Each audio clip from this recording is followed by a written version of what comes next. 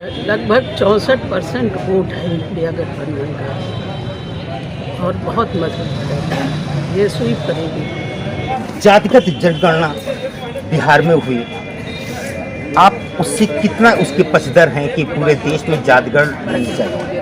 जातिगत जनगणना के तो पक्षधर जहाँ तक का सभी लोग हैं, सभी के हितों का फायदा है कि जिसकी जितनी भागीदारी है उसको उतना काम होना चाहिए। जातिगत जनगणना होनी ही चाहिए। मोदी जी ने लोगों को गल्ला दिया, मोदी जी ने लोगों को छत दी, क्या इसका कोई असर आने वाले इलेक्शन पर पड़ेगा? कतई नहीं पड़ेगा। मोदी ने गल्ला जरूर दिया, लेकिन गैस कहाँ से कहाँ पहुँचा दिया, डीजल कहाँ पहुँचा दिया, पेट्रोल कहाँ पहुँचा दिया, डीजल का जो ड्राइविंग लाइसेंस जो 55 रुपये बनता था कहाँ पहुँचा दिया, बंदूक रिन्यूअल जो 60 रुपया फीस थी 1500 रुपया फीस कर दिया। जनता सब जानती है। इन्होंने दिया है 1, लिया है 50, दिया है 1, लिया है 50, 49% घाटे में डीएपी कहाँ थी? लोकसभा के चुनाव में सबसे बड़ा मुद्दा क्या होगा? भ्रष्टाचार और महंगाई। लड़ेगा इंडिया और जीतेगा भारत, ये हम लोगों। जय हिंद दोस्तों, आप देख रहे हैं रिपब्लिक रेंसा और मैं हूं आपका दोस्त रिजवान मुल्क। आज हमारे साथ में बहुत ही विशेष लोग यहां पर हैं। सबसे पहले मैं परिचय कराना चाहूँगा, हमारे साथ में हैं राजलक्ष्मी वर्मा जी जो पूर्व विधायक हैं, और बहुत बहुत स्वागत है हमारे चैनल में आपका। और हमारे साथ दूसरी मेहमान हैं जो बहुत ही मधुभाषी हैं, कुसुमलता रावत जी। कुसुमलता जी, आपकी पार्टी ने आप पर एक बहुत बड़ी जिम्मेदारी सौंपी। इस समय आपको प्रदेश सचिव बनाया गया है। संगठन ने आप पर बहुत बड़ा विश्वास जताया है और उस विश्वास में आप खरा उतरने के लिए आप क्या करने वाले हैं? क्या आपके फ्यूचर प्लान है कि किस तरह से संगठन को आप मजबूत करेंगे? ऐसा है, हमारे पति यहाँ से 4 बार एमएलए रहे, तो उसको जनता ने जिताया और अब संगठन ने भरोसा करके प्रदेश नेतृत्व में मुझे प्रदेश सचिव नियुक्त किया है। और अभी मैं बताना चाहूँगा कि कुसुमलता जी के स्वर्गीय पति हरदेव सिंह रावत जी कंटिन्यू 4 बार इस क्षेत्र का प्रतिनिधित्व किया और यहाँ से वो विधायक रहे। इस क्षेत्र में उन्हें अथाह प्यार दिया और उन्होंने बहुत ही लगन से इस क्षेत्र के लोगों को अपना माना। आज वो जिम्मेदारी उनकी पत्नी के ऊपर आ गई है और इनकी पार्टी ने इन पर एक बहुत बड़ी जिम्मेदारी सौंपी है। तो मैं जानना चाह रहा था कि आपका अभी संगठन के प्रति जो लगाव है और बढ़ गया होगा? संगठन में जहाँ हमें जिम्मेदारी दी जाएगी, अभी तो हमें फ़िलहाल कोई जिम्मेदारी दी नहीं गई है, तो जहाँ नेतृत्व करने का मुझे मौका दिया जाएगा वहाँ मैं अपने पुराने लोगों को जो पार्टी के हैं और जो बिना पार्टी के भी हैं दबे कुचले लोग, उनको मैं अपने पार्टी में अपने परिवार में जोड़ूंगी। मैं देख सकता हूँ आपके सहयोगी जैसे राजलक्ष्मी वर्मा जी हैं और ये नौजवान नसीम गुड्डू ये जी बहुत पुराने हैं। हमारे पुराने जमाने से जब विधायक जी एमएलए हुआ करते थे और हम जब चुनाव लड़े, ये एक ऐसा मजबूत स्तंभ है, खम्भ है यहाँ पार्टी का। ये हमेशा पार्टी के लिए करो मरो की स्थिति में काम करते हैं और आज भी करते हैं। आज मेरे आने पे इनको जितनी खुशी हुई, इन्होंने मेरा इतना बढ़िया स्वागत किया कि भाभी आप आए हो, तो मैं इनको दिल से आभार धन्यवाद नसीम गुड्डू जी करती हूँ। आप एक नौजवान हैं और नौजवान इंडिया गठबंधन में अपने को कहाँ पर पाते हैं? देखिए, इंडिया गठबंधन उत्तर प्रदेश ही नहीं पूरे देश के हालात बदलेगा।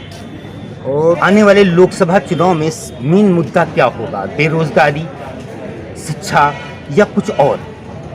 लोकसभा चुनाव में मेन मुद्दा भ्रष्टाचार, बेरोजगारी, शिक्षा।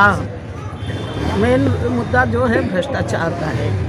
अभी तक वर्तमान सरकार जो केंद्र की है वो कहती थी कि हम बिल्कुल भ्रष्टाचार नहीं करते हैं और न खाएंगे न खाने देंगे, लेकिन जिस प्रकार से सीएजी रिपोर्ट आई है, अभी उनके खिलाफ भ्रष्टाचार है। 1 ही नंबर के तमाम आयुष्मान कार्ड, लाखों आयुष्मान कार्ड पर भ्रष्टाचार हुआ। 18 करोड़ की सड़क 250 करोड़ में बन रही है। तो ये सब मौनी बाबा बन जाते हैं, अपने भ्रष्टाचार पर मौनी बाबा बन जाते हैं और दूसरे के लोगों के ऊपर फर्जी आरोप लगाकर जो है उन्हें कटघरे में खड़ा करते हैं। जैसे कि महाराष्ट्र में अजित जो वहाँ के थे कहते थे 80,000 करोड़ का इनके ऊपर दबन है और अपनी पार्टी में ले लिए तो जीत गया। तो जितने भी जो नेता दूसरे दल के हैं उनके ऊपर आरोप लगाते हैं, लेकिन अगर इनके साथ चले जाते हैं तो वो जो है सब पाक साफ हो जाते हैं। तो ये सब बड़ी भारी बुराई है। दूसरे इलेक्ट्रल बॉन्ड जो इस समय मेन मुद्दा है, ये कहते थे कि जितनी विदेशी फंडिंग है, जितने काला धन हम सबको समाप्त कर देंगे। लेकिन 2017 में स्वर्गीय अरुण जेटली एक ऐसा कानून ले आए इलेक्ट्रल बॉन्ड के रूप में कि वो जो है कानून से जितना भी धन स्टेट बैंक में लोग दे दें उसकी कोई जांच नहीं होगी। तो वो धन कहाँ से आ रहा है? सेल्फ के माध्यम से आ रहा है कि विदेशों से आ रहा है कि हमारा दुश्मन दे रहा है? उसकी जब कोई जांच नहीं होती है तो सत्ताधारी पार्टी को मिल रहा है। और ये धन लगभग अब तक जो है 11 से 15,000 करोड़ इनको मिल चुका है, जिसकी कोई गिनती नहीं है। वो तो पार्टी फंड में लोगों को दिया हुआ डोनेशन है। पार्टी फंड में डोनेशन नंबर 2 का काला धन का हो सकता है, आप बताइए। फिर क्यों कहते हैं कि विदेशों में काला धन है? काला धन तो सभी हो जाएगा ना। जब तक आप जो है जब स्वच्छता लाएंगे तो काला धन आप लेके स्वच्छ कैसे हो जाएंगे? मतलब आप चाहते हैं ट्रांसपेरेंसी चाहिए कि वो जो डोनेशन आ रहा है उसके सोर्सेज क्या हैं? सोर्सेज क्या हैं और जो अन्य पार्टियां हैं उनको भी डोनेशन मिलना चाहिए। अगर इलेक्ट्रल बॉन्ड है तो और पार्टियों को भी मिलना चाहिए, किसी पार्टी को ना मिले। आपका इंटेंशन क्या है कि आपकी पार्टी को या दूसरी पार्टियों को डोनेशन मिलना चाहिए, या जो वर्तमान सरकार को डोनेशन मिल रहा है उसमें ट्रांसपेरेंसी होना चाहिए? ज़्यादा आपका टारगेट है? मेरा टारगेट ये है कि ट्रांसपेरेंसी होनी चाहिए। जैसे कि जो भी नंबर 1 का धन मिलता है इक्वली डिस्ट्रीब्यूट हो, छोटे बड़े दल के अनुसार होना चाहिए, लेकिन ट्रांसपेरेंसी मस्ट है। बिना ट्रांसपेरेंसी के देश में लोकतंत्र नहीं आएगा। देश में इस समय जो सबसे ज़्यादा अव्यवस्थाएं हैं वो कौन सी अव्यवस्थाएं?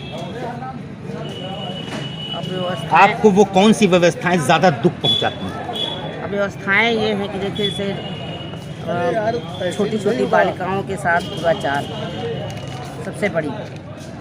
भारत की एक बहुत ही विशेषता थी यूनिटी इन डाइवर्सिटी, अनेकता में एकता।